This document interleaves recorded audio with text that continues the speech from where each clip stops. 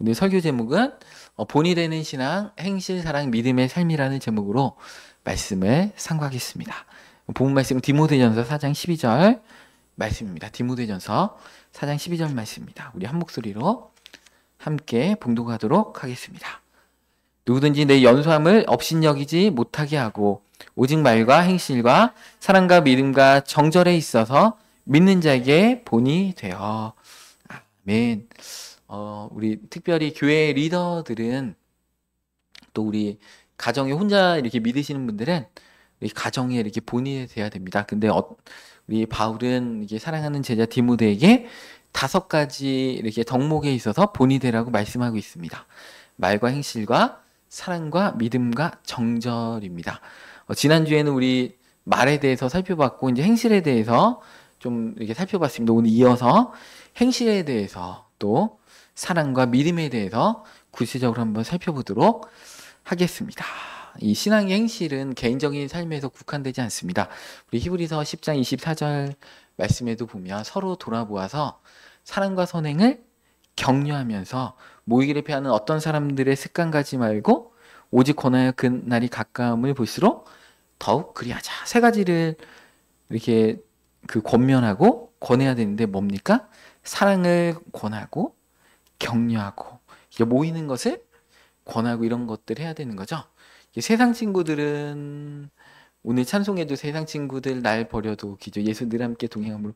세상 친구들은 뭐를 권해요? 담배를 권하고 술을 권하고 죄를 권하고 세상의 쾌락을 권하고 이렇게 하는 거죠.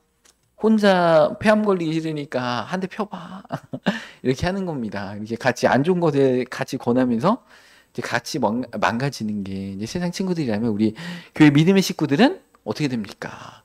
그죠? 우리 사랑을 권하고 막 선행을 격려해주고 참 잘했다고 격려해주고 그 다음에 모이기를 권하고 이렇게 하는 것이 믿음의 공동체라는 것입니다. 그래서 이게 같이 더불어서 행하는 것이지 나 혼자만 행하고 끝이 아닙니다. 서로의 짐을 각자의 짐을 지는 것을 넘어서서 서로의 짐을 같이 져주는 게 믿는 자의 행실이라는 것입니다. 또 신앙인들은 이 경관지는 사실은 우리 개인에게도 있지만 이 사회와 이 국가에도 경관지는 있습니다. 이렇게 관행적으로 불법을 저지르는 것도 있고요.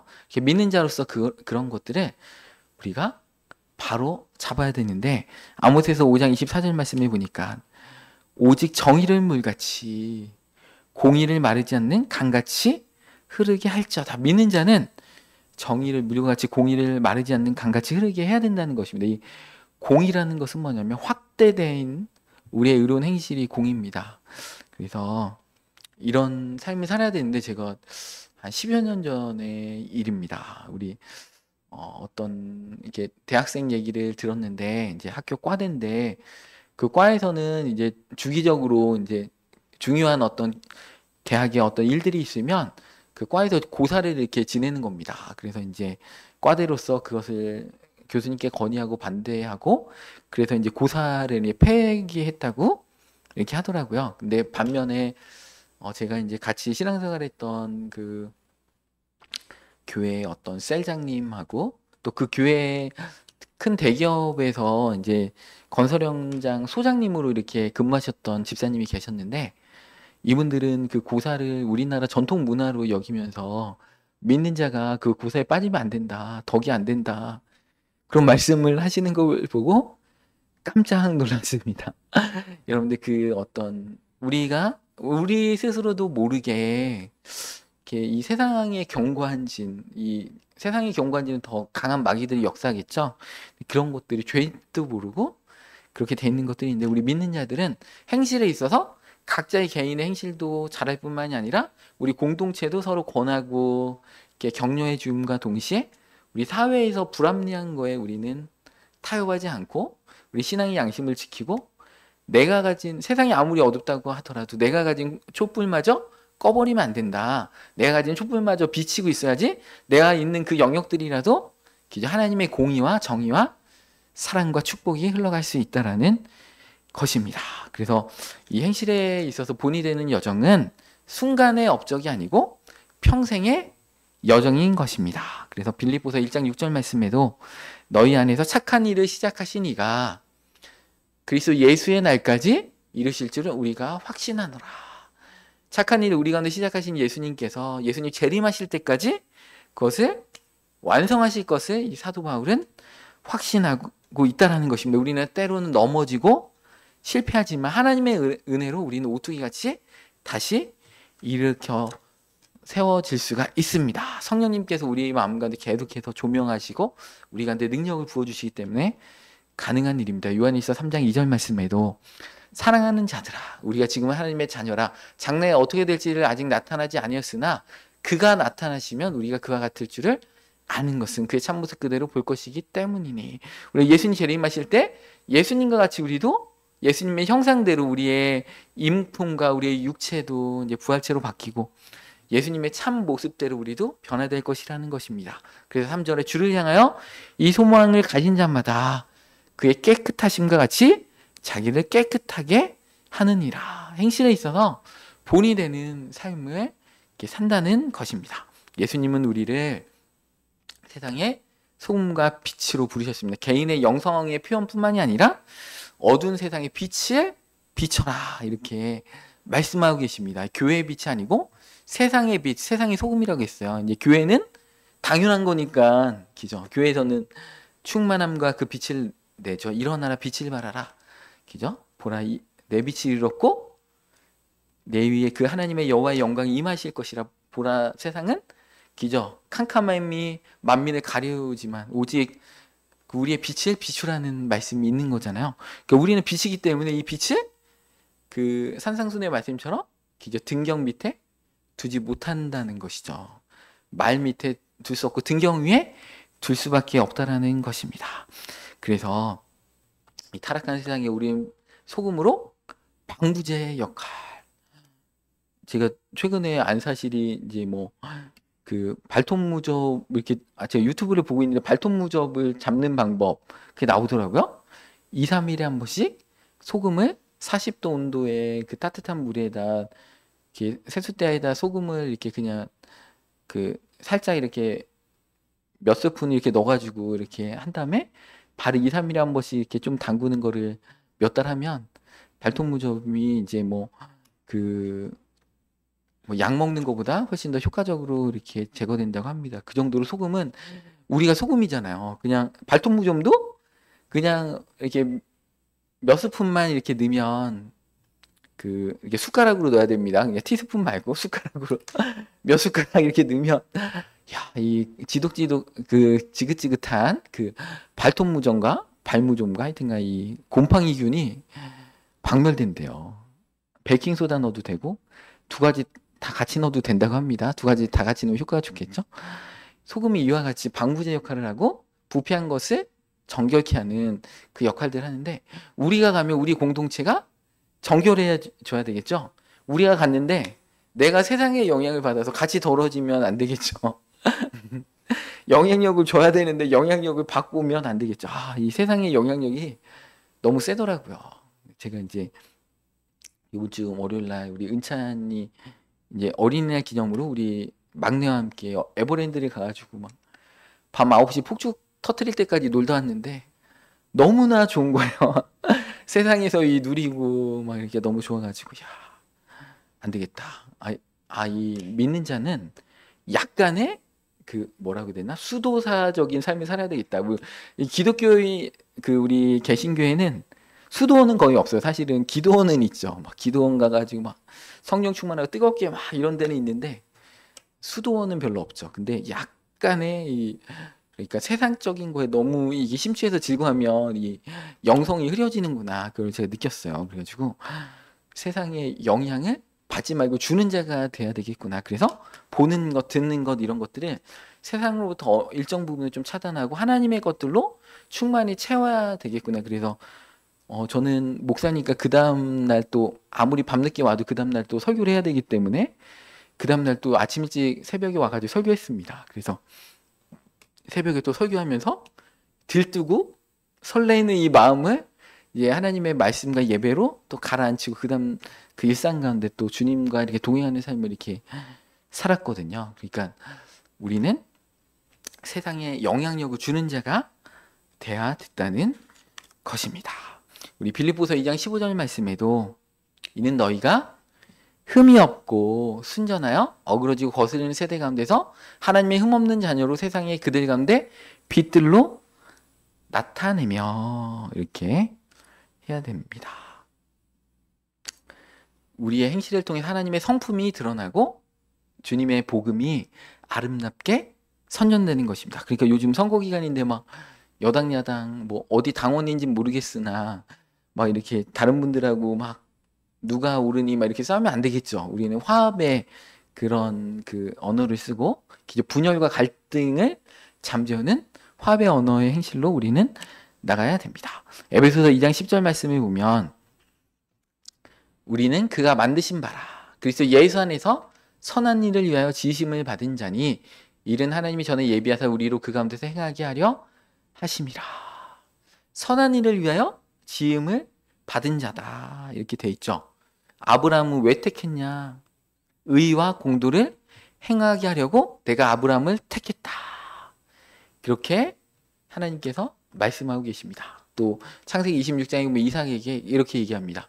네 아버지 아브라함은 나의 말에 순종하고 온전히 전심으로 나를 따랐다. 이렇게 얘기하고 있습니다. 그러니까 아브라함을 선택한 믿음의 조상을 선택하신 것도 하나님의 의와 공도를 행하게 하시기 위해서 선택하신 것이고 우리를 만드시고 지으신 이유도 뭐예요? 예수 안에서 선한 일을 위하여 지으심을 받은 자이기 때문에 우리도 그 가운데서 행해야 된다는 것입니다. 그래서 마태복음 5장 16절 말씀에도 이같이 너희 빛이 사람 앞에 비치게 하여 그들로 너희 착한 행실을 보고 하늘에 계신 너희 아버지께 영광을 돌리게 하라. 우리의 행실을 보면서 불신자들이 예수님을 믿고 싶은 거예요. 아, 저분이 믿는 하나님 너무 멋있다. 나도 교회 가고 싶다. 이렇게 할 단계까지 우리의 행실이 변화돼야 됩니다. 우리 성경에서 신앙의 위인들 보면 얼마나 멋있고 정말 본받고 싶고 그런 것처럼 우리의 행실을 세상에 있는 분들이 우리 가족들이 우리를 바라보면서 아 정말 본받고 싶다. 저분하고 있으면 너무 행복하다. 이런 우리 신앙의 행실을 우리가 소유하길 원합니다. 그 다음에 오늘 본 말씀에 사랑에 있어서 본이 되라 이렇게 말씀하고 계십니다. 요한일서 4장 8절 말씀에 보면 사랑하지 아니하는 자는 하나님을 알지 못하나니 이는 하나님은 사랑이심이라. 그러니까 하나님을 아예 그냥 사랑이라고 이렇게 얘기해요. 하나님은 사랑이시다. 그러니까 사랑하지 않는 자는 하나님을 알지 못하는 거야. 그죠? 우리 마음에 사랑의 마음이 있어야 되겠죠? 시기 질투 경쟁하고 비교하고 그죠? 어떤 환경의 원인을 상대방에게 돌리면서 그 사람 미워하고 그러면 안 되겠죠. 자기한테 그 원인을 이렇게 둬야 되는 것입니다. 그래서 신앙은 1대1의 관계이기 때문에 다른 사람한테 내가 부모를 잘못 만나서 나도 부모 잘 만났으면 인류대 가고 막 떵떵거리면서 살 수 있을 텐데 그렇게 얘기하지만 여러분 지금 이렇게 좋은 여건에서도 공부 못했으면 좋은 부모 만나도 공부 못했습니다. 그러니까 꿈 깨시기 바랍니다. 드라마 보면 기죠. 이렇게 같은 달동네에서 자랐는데 한 친구는 이 상황을 이렇게 돌파하기 위해서 열심히 공부해서 사법시험에 붙어서 판검사가 되고 다른 한 친구는 환경을 비관해서 조직폭력배가 되고 이런 드라마 영화 많이 보셨잖아요. 기죠. 내가 저 사람 미워 죽겠어. 그런 거는 누구 때문에 그래요? 내 마음밭이 그죠? 준비가 안 됐기 때문에 그런 거죠.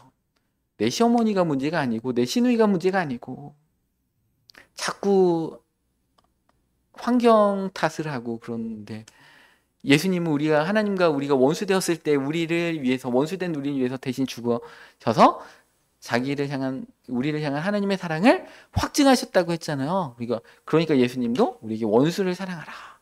위하여 축복하라 이렇게 말씀하고 계시는데 교회 안에서 저 사람 때문에 아니면 가족 안에서 친척 안에서 저 사람 때문에 내가 명절에 가기 싫어 막 이렇게 하면 안 된다는 것입니다. 우리는 뭐 바로 이렇게 안 되는데 억지로 하라는 말씀은 아니고 이렇게 조금씩 하라는 겁니다.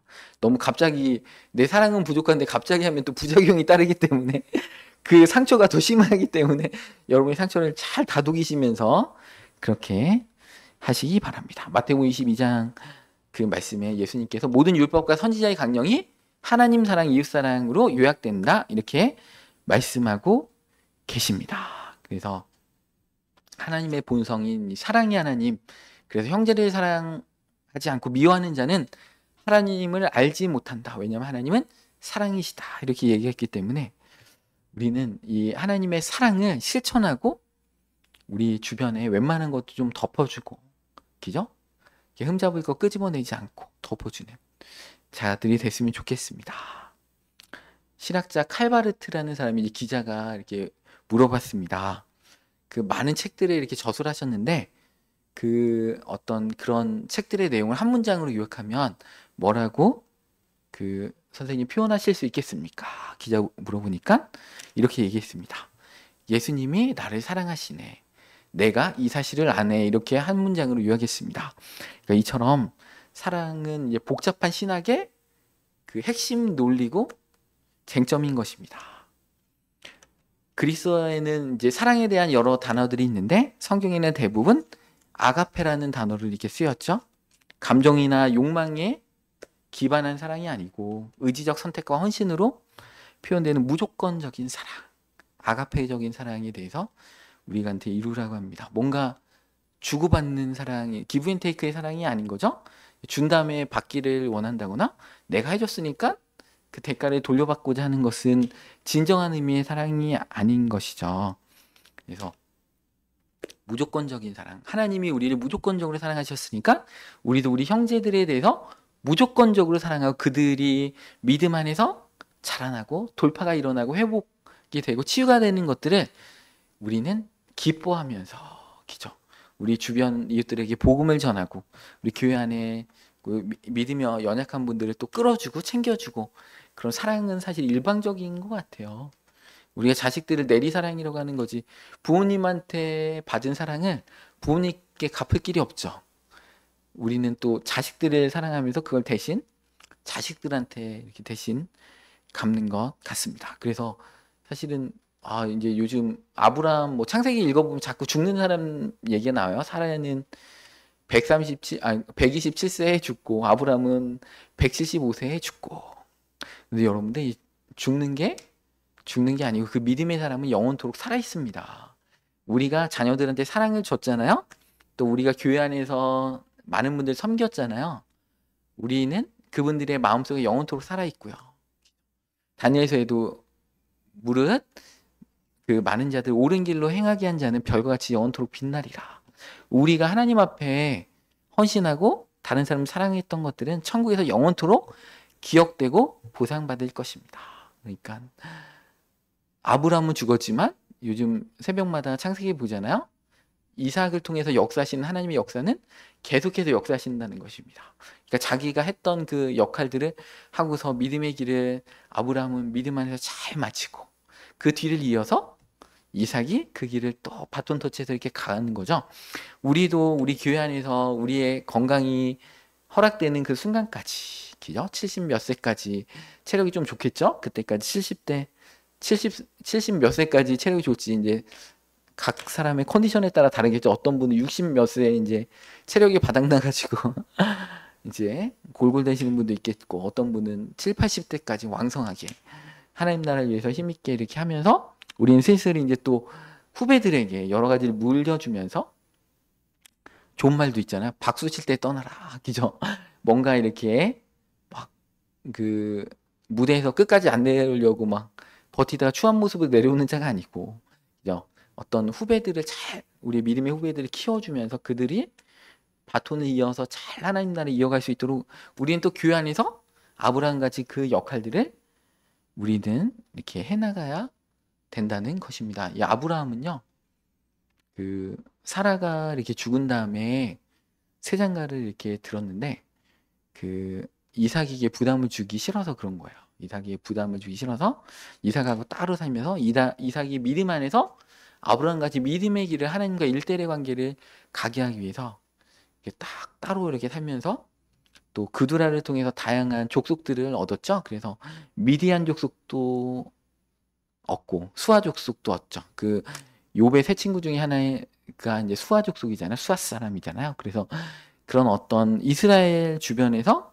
이스라엘에게 우호적인 어떤 족속들을 이렇게 낳아줬습니다. 그렇지만 그 이삭의 동생 6명은 다 동방으로 보내버립니다. 왜냐하면 그들은 후처에서 난 자녀들은 믿음의 그 약속을 언약이 없는 자들이기 때문에 이삭과 경쟁하고 이삭을 괴롭힐까봐 멀지도 않고 가깝지도 않은 그런 관계가 되게 하기 위해서 또 없으면은 허전하고 너무 가까우면 부담스러운 관계입니다. 그러니까 동방으로 보내서 언약의 자손 이삭을 이렇게 서포트할 수 있도록 이렇게 했습니다.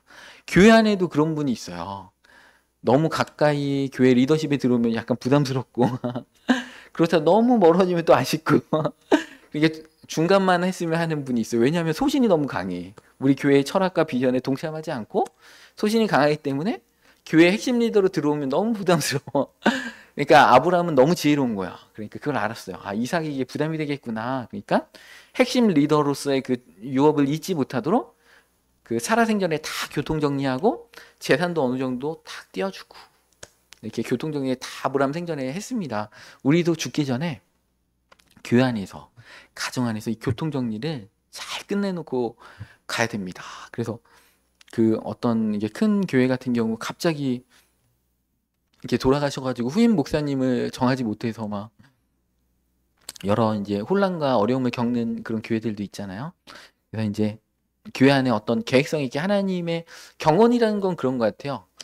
하나님의 그 큰 줄기, 내 신앙의 어떤 과정 가운데 큰 어떤 비전과 이런 것들의 어떤 과정, 들어갈 때와 나올 때를 정확하게 알고 그런 것들을 이제 말씀과 기도와 찬양과 하나님의 인도하심과 하나님의 감동을 통해서 다각도로 분별하면서 하나님의 그 원하시는 정확한 것들을 깊이 있게 캐치하고 그 하나님의 정말 원하시는 그 뜻들 가운데 내가 그 구체적으로 결단하면서 순종의 자리로 구체적으로 들어가는 것이 그 신앙의 행실인 것 같습니다.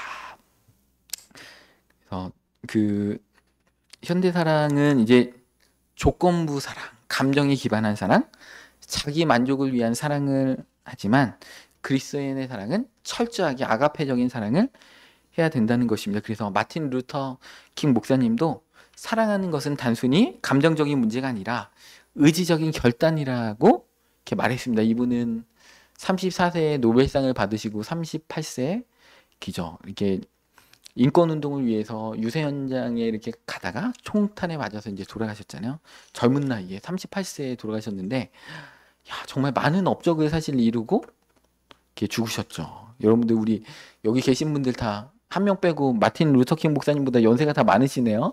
그러니까 이렇게 우리 뭐 오래 살기를 이렇게 기도하지 말고 이 땅 가운데 정말 하나님 원하시는 삶을 정말 힘있게 세월을 아끼면서 살아가는 게 이렇게 중요한 것 같아요. 이게 신앙의 위인들 몇 살에 죽었나 제가 이제 보거든요, 주로. 근데 정말 일찍 돌아가셨는데 많은 일을 하셨네. 이런 분들이 너무나 많아요. 그러니까 우리도 이제 얼마 남지 않은 우리가 정말 활력 있게 일할 수 있는 기간이 그렇게 길지 않아요. 우리 지금 진짜 뭐 방황하고 뭐 그 뺑뺑이 돌고 막 이런 시간이 없습니다. 우리 이제는 빨리 순종으로 들어가서 하나님의 약속을 붙잡고 믿음 안에서 빨리 이 땅 가운데 하나님의 일들을 우리는 하기에도 너무나 안타까운 시간들이 지금 하루하루가 계속해서 이렇게 흘러가고 있다는 것입니다. 그렇다고 하지만 조급해하지 마시기 바랍니다.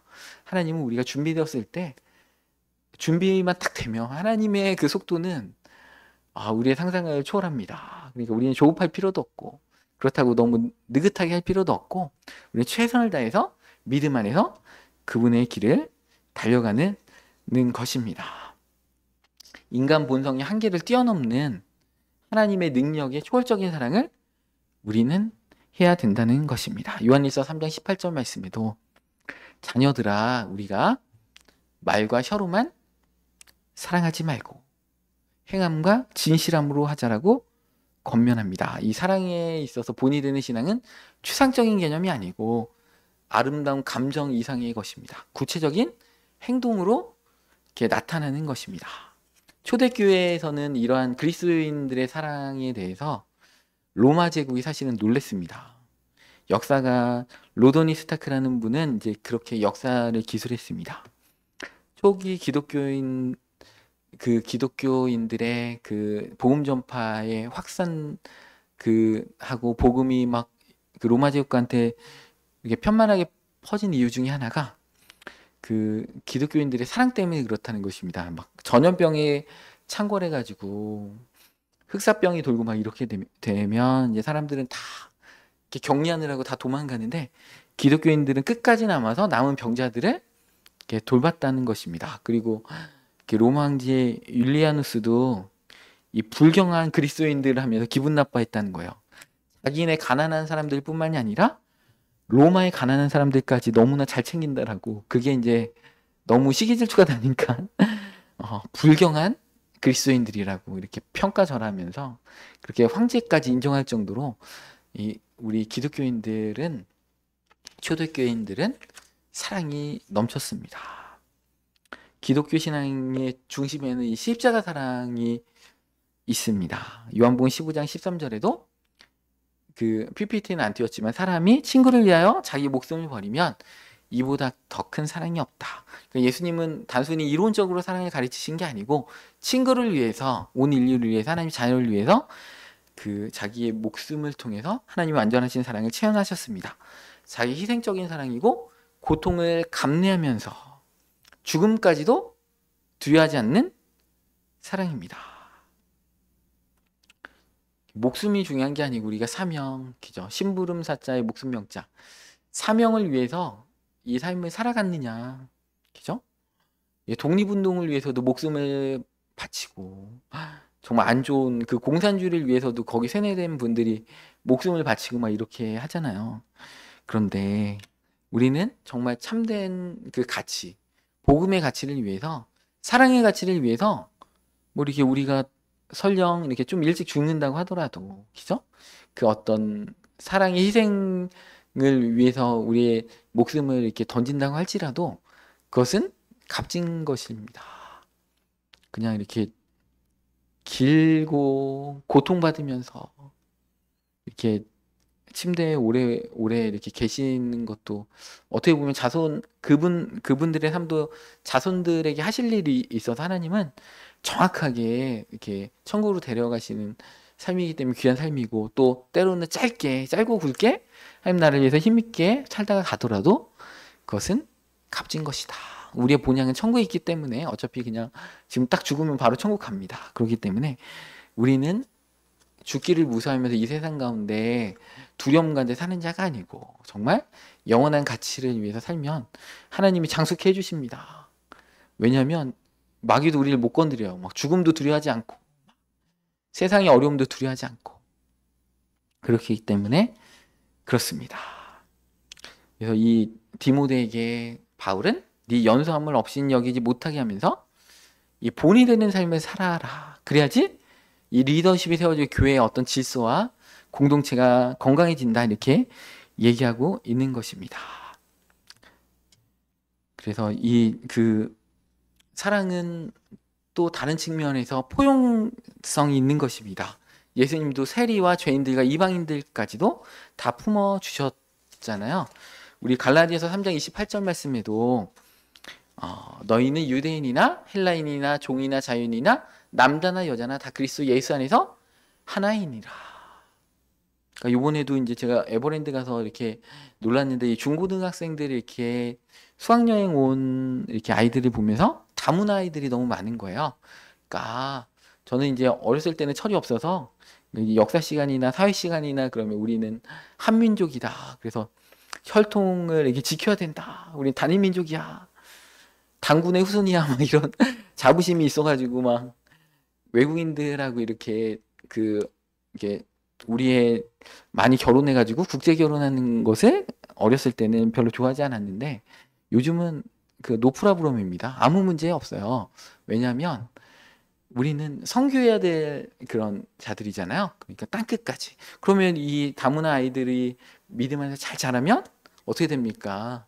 그 외갓집을 변화시키고 친가를 변화시키고 그 아이들 가운데 믿음을 심어주면 그게 선교가 되는 것이잖아요. 그리고 저희 아이들도 뭐 국제 결혼한다고 해도 뭐 저는 말릴 생각 전혀 없습니다. 우리 아이들 또 그 우리 아이 이게 교제하는 남자친구가 이제 그 엄마가 외국 분이시더라고요. 스페인 분이신 것 같더라고요. 그래서 그 뭐 흑인이건 백인이건 아니면 뭐 황인종이건 간에 아무 상관이 없습니다. 왜냐하면 하나님은 온 인류를 아담 안에서 한 혈통으로 삼으셨기 때문에 그렇습니다. 우리는 땅 끝까지 이뤄 증인된 삶을 살아야 되는 자들이기 때문에 그렇습니다. 그래서 우리가 이제 국수주의나 이 민족의 어떤 자부심이란 어떤 틀 안에 갇혀서 정말 이게 포용적으로 사람들이 품어주지 못한다면 그것은 그리스도의 진정한 사랑을 실천하는 삶은 아니라는 것입니다.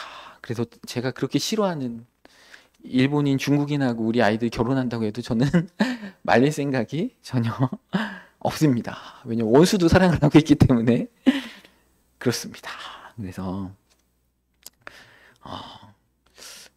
우리는 다양한 관용 그리고 다양성 또 일치의 삶으로 이렇게 나가야 됩니다. 왜냐하면 우리는 다 그리스도 안에서 한 몸이고 그렇기 때문에 그렇습니다. 그래서 이렇게 때로는 이게 조금 불합리하고 비효율적인 걸 알면서도 그냥 이렇게 65세 넘으신 분들이 얘기하시면 저는 대부분 그냥 들어줍니다. 왜냐하면 65년 동안 그런 어떤 가치관이 형성돼 있는데 그 어떤 짧게 어떤 대화를 통해서 이렇게 나눈다고 해서 그게 결코 안 바뀌더라고요. 제가 통계적으로 다 그런 건 아닌데 우리 한국 나이 한 65세가 보통 넘으면은 사람 쉽게 안 바뀐다 이거를 제가 많이 경험하고 있습니다. 그러니까 어르신들이 얘기하시면 그냥 다 들으세요. 이제 어르신들이 저한테 그런 얘기 할 때가 있습니다. 찬송가 좀 옛날 찬송가 좀 해주세요. 그러면 이제 또 옛날 찬송가 합니다. 그러면 젊으신 분이 와가지고 요즘 노래 좀 해주세요. 요즘 노래는 정말 이 시대를 흐르는 하나님의 감동이 있습니다. 그럼 또 요즘 노래 합니다. 그러다가 또 이제 어르신이 와가지고 노래가 너무 어렵다고 옛날 노래 해주세요. 그럼 또 옛날 노래 합니다. 어쩔 수 없어요. 다양하게 이렇게 할 수밖에 없습니다, 여러분. 와, 이 에버랜드 가니까 폭죽을 터트리면서 이렇게 갑자기 이제 거기 아이들도 앉아 있잖아요, 온 가족이. 그러니까 막 수준 높은 노래가 나오다 갑자기 개울가에 올챙이 한 마리 꼬물꼬물 헤엄치다 그게 나오고 뭐 곰 세 마리 나오고 막 이게 연달아 나오더라고요. 왜냐면 거기 엄마 아빠들이 아기를 안고 있는데 애들은 거기 있는 한 80% 노래가 다 이게 무슨 노래야 하고 막 있는데 갑자기 자기 하는 노래가 나오니까 막 그때부터 방방 막 어깨춤을 추면서 뛰더라고요. 교회도 마찬가지거든요. 자기가 아는 노래가 나와야지 은혜가 되는데 연령대가 교회 안에 다양하잖아요. 그러면은 어떻게 됩니까? 그러면 옛날 노래도 했다가 뽕짝 같은 노래도 했다가 그죠? 요즘 신세대 그죠? 케이팝 같은 노래도 했다가 발라드 노래 같은 것도 했다가 이렇게 할 수밖에 없으니까 이렇게 인정하시기 바랍니다. 본인이 우리 교회의 어떤 표준 연령대와 표준 신앙의 중간치 평균이다 이렇게 해서 내 스타일대로만 해주세요 이렇게 할 수는 없는 거잖아요. 그죠?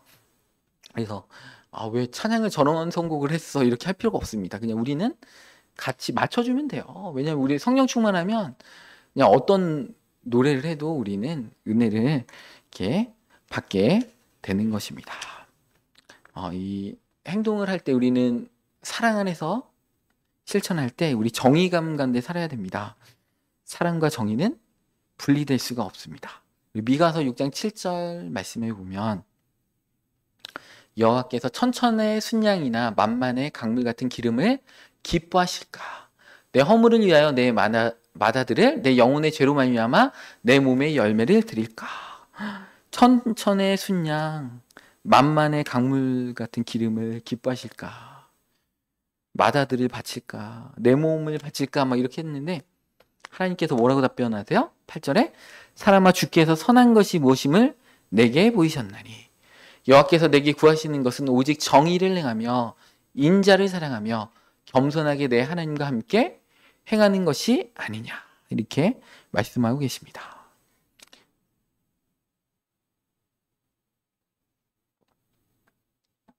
우리의 인생에서 뭔가 화끈하게 뭔가 역사의 한 획을 긋고 가는 것만 하나님이 받으시는 게 아니고 하나님 그것을 외형적으로 뭔가 업적을 쌓고 이런 거를 보시는 게 아니고요. 우리의 진심을 보신다는 것입니다. 우리 마음의 동기를 보신다는 것이죠. 그래서 오직 정의를 행하고 있어야 되는 거죠. 큰 일이건 작은 일이건 사람들을 또 사랑하고 겸손하게 하나님과 함께 동행하는 것, 그 예배를 하나님은 받으신다는 것입니다. 그래서 마태복음 23장 23절에도 이 외식하는 서기관과 바리새인들이요, 이 교회 안에도요, 가끔 이 서기관들과 바리새인들과 같이 외식하는 분들이 있습니다.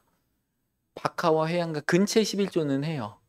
그러니까 이 어떤 조미료의 11조까지, 그 뿌리 열매의 11조까지 미리 계산해서 하는 철저한 11조, 율법을 뛰어넘는 그 11조까지 하는데 겉으로 볼 때는 다 치장하고 행동적으로는 이렇게 완벽해 보이는 모습들을 하는데 그 속에는 썩은 것이 가득한 회칠한 무덤, 그 속에는 시체에 썩은 것이 있다라는 것입니다.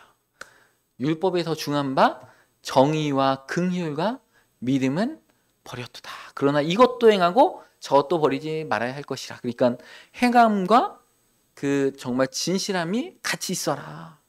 행함도 행하고 이렇게 얘기했다고 해서 11조 안 해도 되겠네. 더 중요한 정의와 긍휼과 믿음은 행하고 11조 안 해도 되겠네 이랬는데 그럴까 봐 예수님께서 그렇게 못하도록 이것도 행하고 저것도 버리지 말아야 할지니라 이렇게 명확하게 말씀해주고 계십니다.